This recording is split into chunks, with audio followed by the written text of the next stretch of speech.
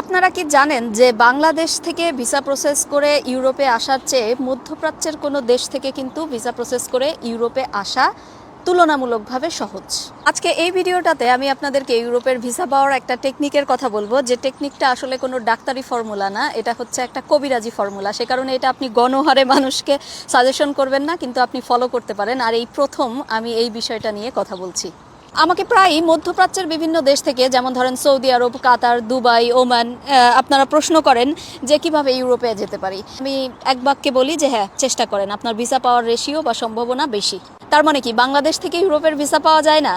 এবার আমি আপনাদেরকে টেকনিকটার কথা বলি।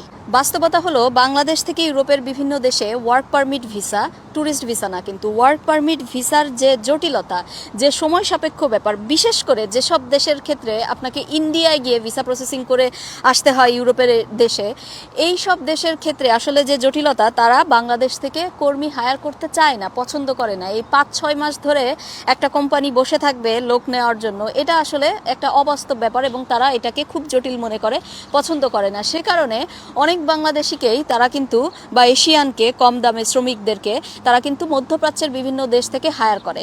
এটার পেছনে আরেকটা কারণ হচ্ছে যে মধ্যপ্রাচ্যে যে শ্রমিকটা কাজ করে, কর্মীরা কাজ করে, তারা কিন্তু অলরেডি ওই দেশটিতে কাজ করে দক্ষ হয়ে ওঠে।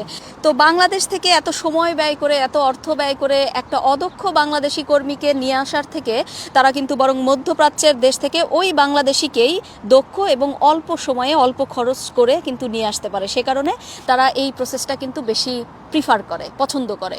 সুতরাং আপনারা যারা দীর্ঘদিন ধরে বাংলাদেশ থেকে ইউরোপে আসার স্বপ্ন দেখছেন, কিন্তু আপনার সুযোগ আছে মধ্যপ্রাচ্যের কোনো দেশে যাওয়ার, আমি মনে করি অপেক্ষা করা উচিত না। আপনি চলে আসেন মধ্যপ্রাচ্যের কোনো একটা দেশে, তারপর আপনি দক্ষ হয়ে ওঠেন মধ্যপ্রাচ্যের ওই দেশটাতে, আপনি কিছু অর্থ জোগাড় করেন, কিছু টাকা পয়সা জোগাড় করেন এবং একটা সুযোগের অপেক্ষা করেন। ধরেন 1 বছর, ম্যাক্সিমাম 2 বছর মধ্যে আপনার সামনে কিন্তু আপনি দেখবেন ঠিকই একটা সুযোগ চলে আসছে, যখন আপনি আরও বেশি দক্ষ, আপনি আরও অর্থনৈতিকভাবে স্বাবলম্বী, ঠিক তখনই আপনি ওখান থেকে উড়াল দেন ইউরোপে। আমি মনে করি এইটা একটা কিন্তু আপনার একেবারে জীবনটা বাংলাদেশে পড়ে থেকে ইউরোপ ইউরোপ ইউরোপ ইউরোপ না করে আমি মনে করি মুভ অন করা উচিত। Assalamu alaikum. Good morning, ladies and gentlemen. এই মুহূর্তে গুড মর্নিং ইন বাংলাদেশ। তো আমার এই ভিডিওটা solely going to be dedicated to Rakibul ইসলাম রাকিব, ছাত্রদলের সেন্ট্রাল প্রেসিডেন্ট বা কেন্দ্রীয় সভাপতি। কারণ উনি আজকে একটা পোস্ট দিয়ে উনারই দলের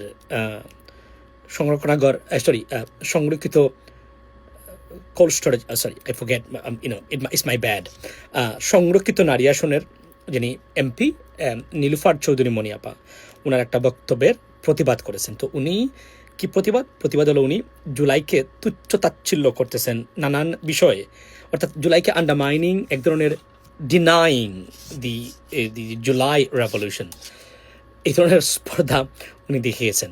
সো উনার প্রতিবাদ করেছেন। ধন্যবাদ এই রাকিবুল ইসলাম রাকিবকে যে উনি এই কাজটা করেছেন। এভাবেই পরিবর্তন আসে।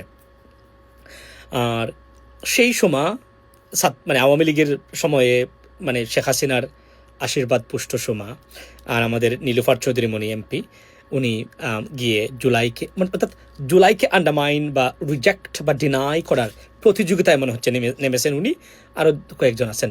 একটা জিনিস বলে রাখি আপনাদেরকে, যে আওয়ামী লীগকে ধ্বংসে শেখ হাসিনা 96-এ যখন ক্ষমতায় আসে আওয়ামী লীগের ধ্বংস হয় নাই। এটা কারণ হলো আমাদের সিলেটের কৃতি সন্তান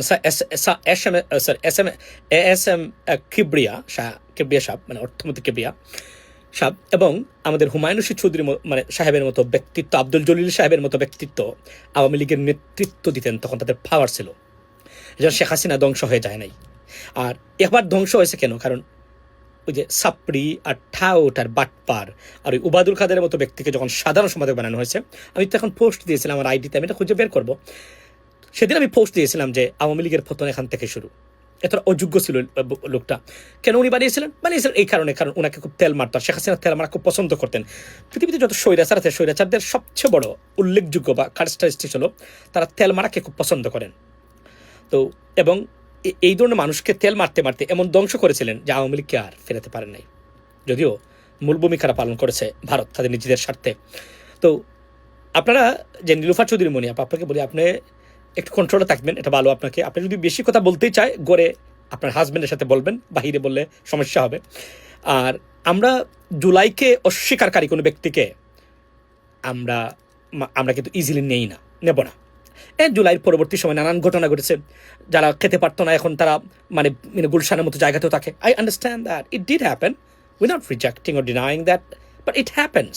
When something happens like a revolution, something like that, there are many good people there who could take advantage out of it, but not all of them, some of them. But it doesn't mean that you can reject the entire process or movement.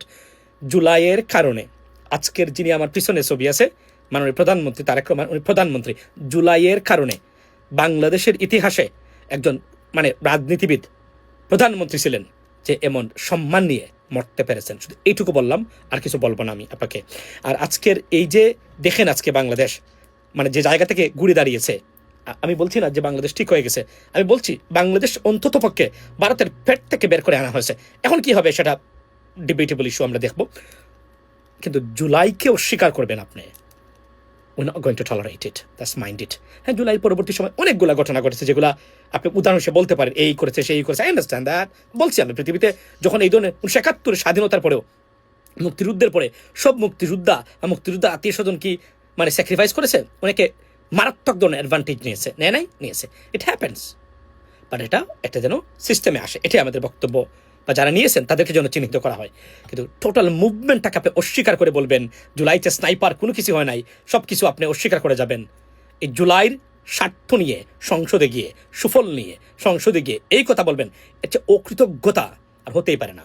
আপনাকে আবার বলছি, বিএনপিকে বিপদে ফেলবেন না, এভাবেই আওয়ামী লীগকে শেষ করে দেওয়া হয়েছে, মনে থাকবে। আর আবার বলছি, আপনার যদি বেশি কথা বলতেই চান আপনি টকশুতে না এসে আপনি আপনার হাজব্যান্ডের সাথে কথা বলবেন, as long as he is with you. I'm not sure that you have a husband, but if so, please do it. That's my suggestion.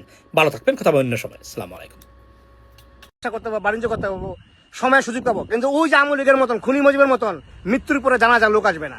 ওই খুনি মজিবের হাসিনার মতন 41 সালের স্বপ্ন দেখছে, এখন দেশ ছাড়া পালাই গেছে একদম পুরো গোষ্ঠী নিয়ে। ওই রাজনীতি আমি করবো না স্বার্থের জন্য, আমি রাজনীতি করবো জনগণের জন্য। যে জনগণ নেতা না হইলো সঠিক কথাকে সঠিক মানুষের পছন্দ করে, ভালোবাসে, এইটাই হোক রাজনীতির আসল মুখ্য উদ্দেশ্য এবং লক্ষ্য মানুষের। অতএব জুলাই সনদের বিরুদ্ধে যদি বর্তমান সরকার স্ট্যান্ড নেয়, আমি একজন বিএনপির 19 বছরের এই দলের জন্য প্রবাসের জীবনে ত্যাগ করার পরও এই দলের বিরুদ্ধে আমি স্ট্যান্ড নিব। দেখি আমরা সাধারণ জনগণ সঠিক কথা বলে নেতাদেরকে সঠিক পথে আনতে পারি কিনা। যদি না আনতে পারি, আমরা এদেরকে দেশ ছাড়া করবো ইনশাল্লাহ। কারণ আমার কাছে একটা জিনিস পরিষ্কার, জুলাই বিপ্লব না হলে তারেক রহমান আজকে প্রধানমন্ত্রী হইতেন না। মা খালেদা জিয়া মৃত্যুর আগে তার জীবনে শেষ সময়ে খোলা আকাশের খোলা বাতাসের স্বাদ গ্রহণ করতে পারতেন না।